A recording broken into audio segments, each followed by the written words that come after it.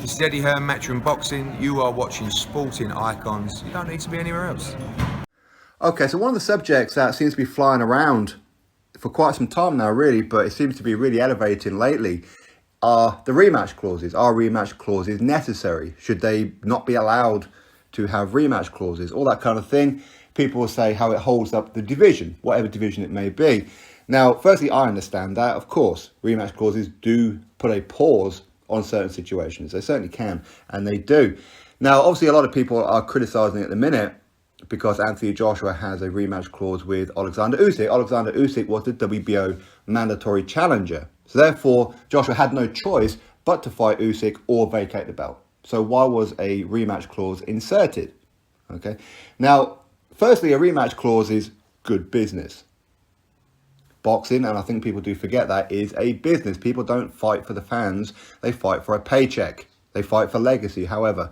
Now, with this particular situation, and of course we'll cover a couple of other ones like Canelo and Bivol. We'll cover the Wilder Fury, Whyte Povetkin, all those kind of ones, and any other ones that may pop into my mind. But to start off with Anthony Joshua, Alexander Usyk, a rematch clause is inserted, which meant a contract was drawn out. Alexander Usyk signed that contract. Now, him being mandatory challenger, he didn't have to sign the contract. He didn't have to. But how it works is, say, for example, Eddie Hearn and Anthony Joshua said, okay, Alexander Usyk, we're going to have the fight. We could just vacate the belt and then you can go fight somebody else for far less money. Or, if you like, we're going to fight you, but we're going to give you this particular purse. And the reason that we're going to elevate your purse for this fight is if you win, then we want the rematch. Now, Usyk could have just taken less money and said, no, jog on. Or he could have said, well, go ahead, vacate it. I'll go fight Joe Joyce or whoever. I'll earn less money, but I'm going to fight for the belt. But Usyk quite clearly wanted all the belts and he wanted the Anthony Joshua fight. So he took the rematch clause. Why? Because it's good for business. In the rematch, he's getting paid a whole ton of money more. So when people blaming Anthony Joshua and Eddie Hearn over the rematch, well, they were doing their job. But if you're going to blame Anthony Joshua, then you have to blame Alexander Usyk too. And I see a lot of comments lately of, well, that rematch clause is now holding up undisputed for Tyson Fury. So let's talk about Tyson Fury. Tyson Fury's had a couple of rematch clauses in his career. He got paid more money in the Vladimir Klitschko fight to have a rematch clause. Now, he was, again, WBO mandatory. So he didn't have to sign the rematch clause. He could have went, no, one fight and then I'm out. But he signed it knowing that should he beat Vladimir Klitschko, the rematch is Fury versus Klitschko and he's going to get a bigger purse. Where else is he going to get a big purse from? At that particular time, he wasn't. So he agreed to the rematch clause. Ultimately, that rematch didn't take place. He ended up retiring, which then voided the rematch, didn't it? Okay. Now, Fury, of course, he also had rematch clause with Deontay Wilder from their first fight. Whoever wins will get the higher split in the rematch. Now, ultimately, that fight turned out to be a draw. So that draw, because they didn't factor in a draw, voided that rematch clause.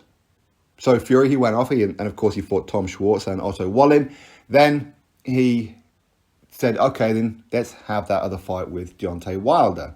They didn't have to. Again, the original rematch clause was voided because the first fight was a draw. But he agreed to fight Wilder again, where both parties agreed on a rematch clause. So both parties had to agree to the rematch clause. Now, I can understand to a point why people will be upset about that one, because ultimately that means they're going to end up fighting for a third time. Nobody was looking for these guys to fight for a third time. Imagine the outrage had Anthony Joshua for Andy Ruiz Jr. for a third time.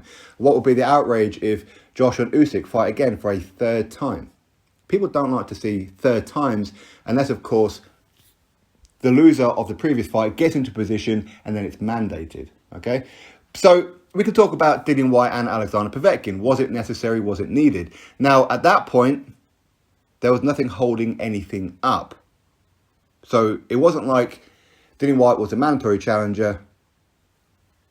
Now he's not going to get that mandatory shot until he fights Alexander Povetkin. Therefore, do we really need the rematch clause? Now, again, that's good business.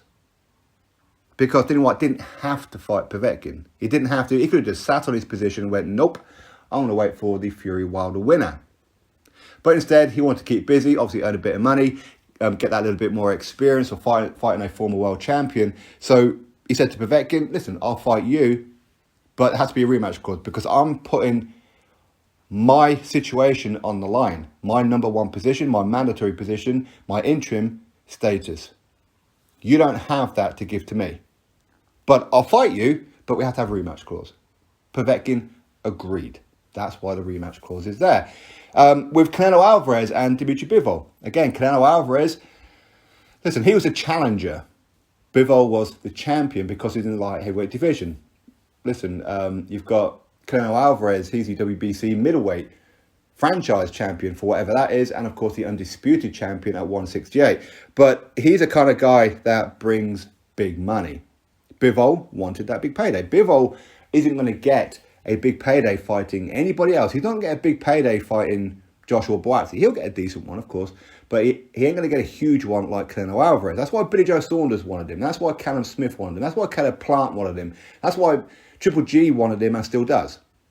Because Canelo is, of this era, the Floyd Mayweather of before. You fight these kind of guys, that's where you get the money. So Canelo Alvarez said, okay, cool, Bivol, I want to fight for your belt, but ultimately I could go fight Beterbiev, I could go fight Joe Smith. But I'll fight you, but you have to have accept a rematch clause. Bivol could have went, nah, you're right, nah, forget it. But he did, he went, okay, cool. You're paying me a lot of money to fight you. I believe I'm going to beat you anyway. Cool. Let's put in a rematch clause. In the rematch, I get paid a lot more money. Again, it's business. It's all good business. So I understand, again, an overview of it. I understand people's frustrations because at times it can hold up. It can. At the minute, Joshua Usyk rematch is holding up, say, an undisputed fight between Fury and Usyk. But a lot of people who are complaining about that weren't holding that very same energy when it came to the third fight with Wilder and Fury. They weren't holding the same energy when Fury refused to pay Wilder. Again, this is Fury's own words, that Wilder wanted 20 million to step aside. He could have paid Wilder 20 million and go made 100 million to fight Joshua in the first fight. Even more in the rematch had he defeated Joshua.